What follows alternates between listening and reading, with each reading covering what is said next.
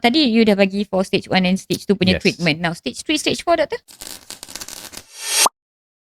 Stage 3, stage 4, kalau patient dah very dependent on ubatan sakit. That means they cannot do anything else without ubatan. Jalan sikit sakit, bangun sakit, cangkung sakit, dah kena pakai tongkat. Or worst case, dah kena pakai wheelchair. Then normally kita akan discuss regarding a more aggressive option lah, which is basically knee replacement. Pembedahan lah. Pembedahan. Operation lah. Betul, operation. Okay, and I understand operation ada 2 jenis. Satu yang traditional, satu lagi robotic assisted. Jadi saya Betul. sebagai doktor zaman lama sikit, waktu saya houseman tak ada lagi robotic assisted. The only time saya peep into orthopedic department adalah during housemanship.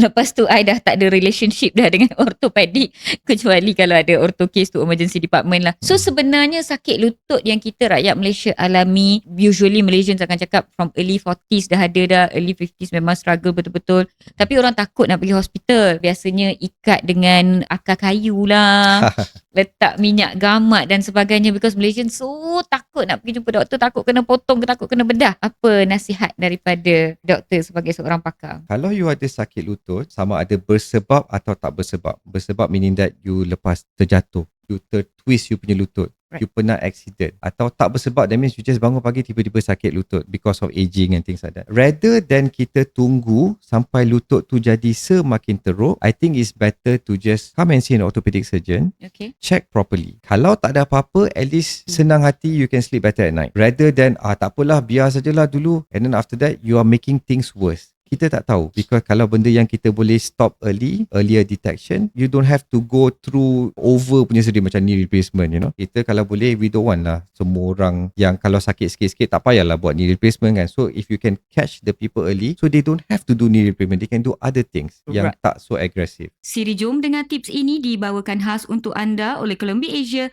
Hospital Tebrau.